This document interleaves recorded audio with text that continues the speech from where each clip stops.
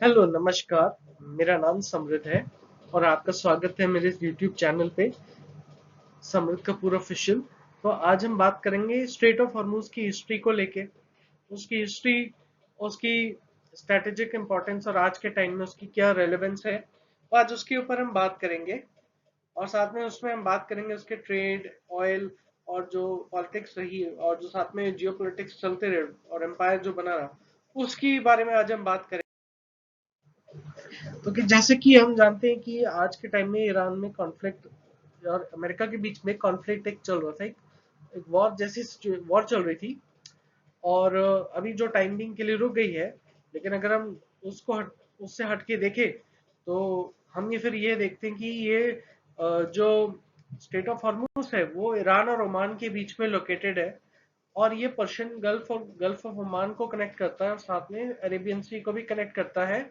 और फिर ये one of the most important maritime choke points भी है, क्योंकि वर्ल्ड का 20% जो क्रूड ऑयल और जो गैस है वो यहीं से ट्रेड होता है to the rest of the world.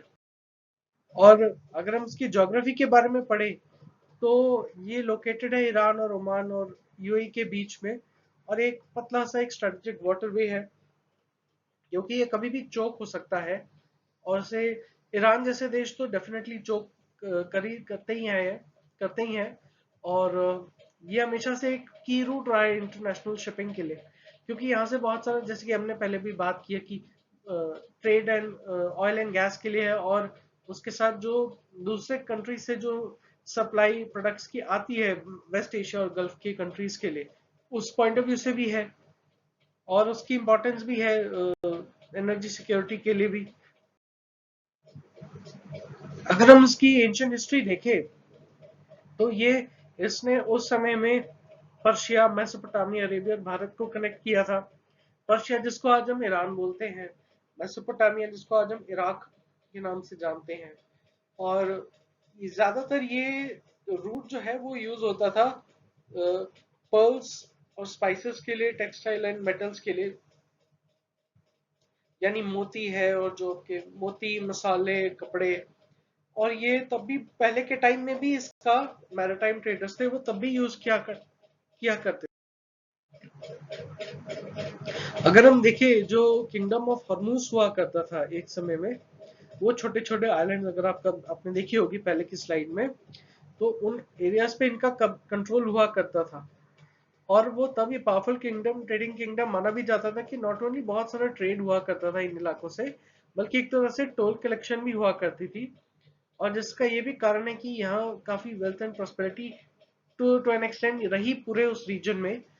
और तो और ये हमेशा से कि एक इंडियन ओशन का एक सेंटर भी, कमर्शियल सेंटर भी माना गया, क्योंकि यहीं से फिर स्ट्रेट ऑफ हॉर्मूज क्रॉस करके फिर अरेबियन सी, और फिर अरेबियन सी से फिर ये इंडियन ओशन से होते हुए जाता था सारा ट्रेड पूरे एशिया को। इसलिए उसको कहीं ना कहीं, इसलिए भी इसको गल्फ के और यानी गल्फ के और एशियन मार्केट से भी इसको कहीं ना कहीं लिंक किया गया था पहले के समय में, अराउंड 7th सेंचुरी में। और जैसे कि आप भी फोटो देख रहे हो, इसमें ये किंगडम हॉर्मूज का झंडा है। फिर हम आते हैं 1507, यानी पोर्चुगल का टाइम। पोर्चुगल का कंट्रोल अपना उस समय में काफी जगह वर्ल्ड में फैलाने पे लगा हुआ था। और ये अराउंड उस टाइम में मैरिटाइम पावर हुआ करती थी। और उनको जब रियलाइज हुआ, उनको जब पता चला कि इसकी बड़ी इंपॉर्टेंस है हॉर्मुस आइलैंड को अपने कंट्रोल पे लेने के लिए, तो इससे वो जब चाहे इसको वेपनाइज भी कर सकते हैं। लेकिन उसको वेपनाइज करने के लिए इनको कंट्रोल पूरा लेना पड़ेगा। तो पहले के समय में जब इन्होंने कंट्रोल लेने की कोशिश की तो इतनी तैयारी इनकी नहीं थी। लेकिन फिर उसके ठीक 8 साल बाद 1515 में, 1515 में, ज्यादा वेल प्रिपेयर्ड थी पोर्चुगीज नेवल नेवी, जो उसके बाद इन्होंने जब वहां पे बैटल किया तो उसको टेक ओवर किया। और इवेंचुअली उसको फिर इन्होंने अपने ट्रेड पर्पस के लिए उस पॉइंट ऑफ व्यू से देखा कि यहाँ पे इनका कंट्रोल रहेगा, अगर इसको कंट्रोल कर लेंगे तो हम बड़ी पावर बन सकते हैं और इससे हमें वेल्थ एंड प्रॉस्पेरिटी काफी आएगी। ये पॉइंट था पोर्चुगल का उस समय के लिए, उस टाइम के लिए। तो तब इन्होंने काफी टाइम तक इस पे काफी कंट्रोल रखा। फिर ईरान में एक डायनेस्टी आई, सफाविद डायनेस्टी। अब ये जो सफाविद डायनेस्टी है वो इस चीज से बिल्कुल खुश नहीं थी। और वो चाहती थी कि ये पोर्चुगीज यहाँ से जाएं। तो तब इन्होंने देखा कि जो ब्रिटेन है, जब वो ईस्ट इंडिया कंपनी है, जब वो भारत में अपना पर फैलाने अभी आई भी नहीं थी, तो वो तब भी ये देखती रही कि यहाँ पे अगर हम अंग्रेज के साथ हाथ मिलाएं और उनके साथ कोलैबोरेट करके पोर्चुगीज को भगाएं, तो ये हमें कंट्रोल मिल जाएगा। और उसमें कहीं ना कहीं अंग्रेज को भी इसका कहीं ना कहीं आइडिया भी था कि अगर हम ये करेंगे तो बहुत ही बढ़िया आइडिया है, हमें भी कंट्रोल मिल जाएगा, और ट्रेड पर्पज से तो और भी अच्छा है, इकोनॉमिक पर्पज से तो बहुत ही अच्छा है। तो ये जब समझ आया तो इन्होंने कोलैबोरेट किया और फिर पोर्चुगीज को भगाया वहां से, मार मार के भगाया। इवेंचुअली पोर्चुगीज का कंट्रोल चला गया वहां से। फिर जो ब्रिटिश इन्फ्लुएंस रहा वो और भी बढ़ता गया जब ब्रिटेन ने पूरा कब्जा कर लिया पूरे भारत पे। और उसने हमेशा देखा कि अपनी नेवल डिप्लॉयमेंट के पर्पज से वो इस रूट को यूज कर सकता है, इससे गल्फ पर कंट्रोल पा सकता है। और तो और ये एक तरह से ब्रिटेन जब उस टाइम का एक बड़ी पावर बन गया था, एक ग्लोबल पावर बन गया था, तो उसको एक ऐसी जगह चाहिए थी जहां पर वो एक तरह से अपना मिलिट्री बेसिस भी सेटअप कर पाए। तो उन्होंने उस पॉइंट ऑफ व्यू से भी देखा कि ये तो बहुत ही बढ़िया है, ये फायदे का सौदा है। तो उन्होंने इसको अपने पर्पज से देखा कि अगर हम यहाँ कंट्रोल पाएंगे तो हम साथ में पूरे भारत पर, पूरे रेस्ट ऑफ एशिया पे कहीं ना कहीं हमारा कंट्रोल रहेगा। और इसलिए इसकी इंपॉर्टेंस बढ़ती ही चली गई। और फिर आया 1900s का टाइम, ऑयल एरा। यानी वो टाइम था जब तेल का डिस्कवरी शुरू हुआ था। जब अंग्रेज ने तेल जब निकालना शुरू किया, गल्फ के जो देश थे वो तो बड़े सब, गल्फ के जो थे ट्राइबल कम्युनिटीज थी उस टाइम कि देश तो 1930s 1920s ऑनवर्ड्स बनने शुरू हुए इनके यहाँ पर। तो उसके साथ साथ इन्होंने देखा कि यहाँ जब तेल निकला तो उनको बहुत फायदा लगा, उसका यूज केस बहुत मिला, जिसके कारण कहीं ना कहीं इसकी इंपॉर्टेंस और बढ़ गई कि आज वो उस समय से लेके अभी तक आज भी उसका ग्लोबल एनर्जी सप्लाईज पे कहीं ना कहीं कंट्रोल है। और इसका इंपॉर्टेंस फिर और बढ़ जाता है। और कहीं ना कहीं इसका मेजर एक्सपोर्टिंग कंट्रीज भी नहीं है तेल की, चाहे आप सऊदी अरेबिया ले लो, या चाहे आप गल्फ के दूसरे देश ले लो, चाहे यूएई ले लो, कुवैत ले लो, कतर ले लो। उनके लिए तो ये बहुत ही इंपॉर्टेंट ये वाटरवे है, उसके थ्रू ये ट्रांसपोर्ट कर सकते हैं अपने रॉ मटेरियल को, अपने प्रोडक्ट को। और कहीं ना कहीं एकदम इससे एकदम से जो ट्रेड है, ट्रेड का ट्रैफिक है, वो काफी स्पीड से बढ़ने लगा। फिर आते 80 के दशक में जो ईरान इराक की लड़ाई हुई। और ये वो टाइम था जब ईरान और इराक के बीच में बड़ा घमासान युद्ध था। और एंड में तो कोई भी नहीं जीता इस लड़ाई में, लेकिन ईरान ने इसका फायदा उठाया कि अगर हम इसको चोक कर दें तो सारी दुनिया को हम घुटने टेकने पे मजबूर कर सकते हैं। कहीं ना कहीं हम अमेरिका जैसे देश को भी कहीं ना कहीं प्रेशराइज कर सकते हैं कि वो इनको फंड ना करे इराक को। क्योंकि उस समय में इराक को काफी वेपन और काफी वेल्थ का सप्लाई हुआ, यानी फाइनेंशियल एड का यूएस ने करा। और कहीं ना कहीं उसके बाद इसकी इंपॉर्टेंस काफी बढ़ गई मिलिट्री पर्पज से हॉर्मूज की। और उस टाइम बड़े अटैक्स इन्होंने करे जब एक यूएस नेवी का शिप निकलवा रहा था वहां से कुछ शिप्स को, लेकिन वो समाव सक्सेसफुल उतना नहीं हुआ। और इसके बाद फिर मजबूर हुए दूसरे और देश अपनी नेवी लाने के लिए, ताकि उनके शिप्स कम से कम बचे, कम से कम ऑयल की प्राइसेस ना उतनी बढ़ पाए। और आज के टाइम में इसलिए इसकी क्यों मैटर करता है, क्योंकि आज के टाइम में ये एक मेन रूट है, जैसे कि हमने पहले भी डिस्कस किया, ऑयल एंड एलएनजी के पर्पज से बहुत है। वर्ल्ड का 20% तेल का सप्लाई यहीं से आता है।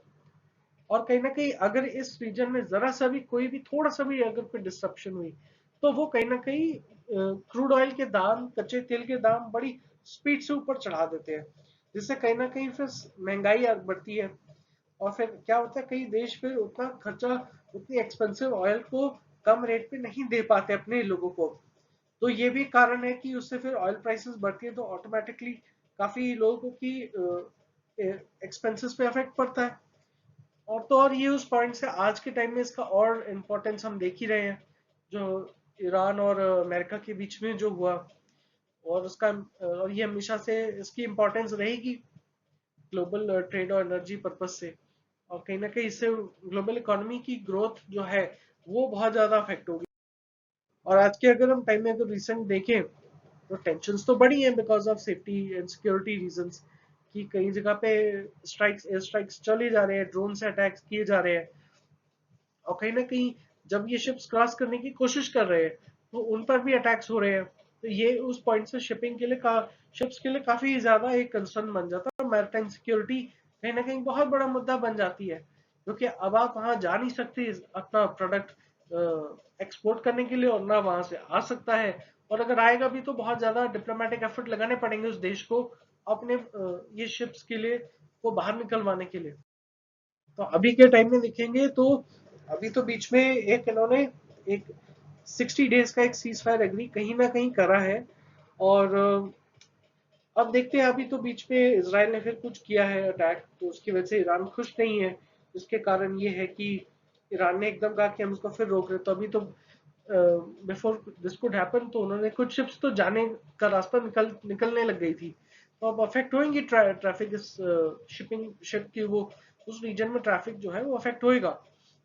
और ऐसे केस में फिर बहुत से देश अपनी तरफ से कोशिश करेंगे कि हम एटलीस्ट अपने शिप्स तो निकलवाएं, जो शिप्स भारत की और कोई देश दूसरे देश की तरफ जो जा रहे हैं। तो उसका इम्पैक्ट तो जैसे कि हमने पहले भी डिस्कस किया कि एकदम से तेल के दाम बढ़ने लग जाते हैं, और एकदम से शिपिंग इंश्योरेंस कॉस्ट बहुत बढ़ जाती है, और वो काफी ज्यादा परेशानी करती है इंपोर्टर एंड एक्सपोर्टर्स को।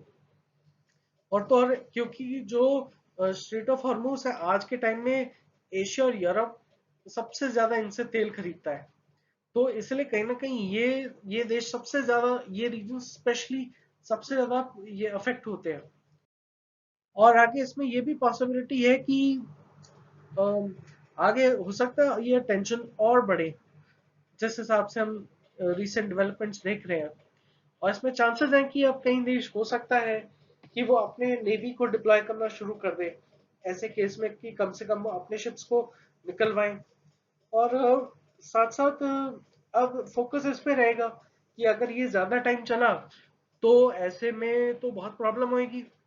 तो फिर क्या करें ऐसे में? तो फिर ऐसे में एक ही रास्ता दिखता है कि या तो आप ऑल्टरनेट एनर्जी रूट्स देखें, और मेरे हिसाब से तो हो सकता है कि कल को कुछ ऑल्टरनेट सोर्सेज ऑफ एनर्जी पर भी फोकस किया जाए, ताकि तेल पर अब इतनी डिपेंडेंस ना हो। तो उस पॉइंट ऑफ व्यू से ये चीजों की पॉसिबिलिटी है। अगर हम कुल मिला के देखें तो ये एक छोटा सा वाटरवे पूरे वर्ल्ड को कैसे ये स्ट्रैंगल करता है इकोनॉमिक पॉइंट ऑफ व्यू से, और इसका कितना इंपॉर्टेंस है आज के टाइम में सबको समझ आ रहा है। और आज के टाइम में हम ये भी देखेंगे कि हिस्ट्री जो है वो हमेशा इसको याद रखेगी कि किस तरह इसकी इंपॉर्टेंस आज के टाइम में है और रहेगी। तो आई होप आप लोगों को वीडियो बड़ी पसंद आई हो। प्लीज लाइक शेयर और सब्सक्राइब करिए। धन्यवाद वीडियो को देखने के लिए।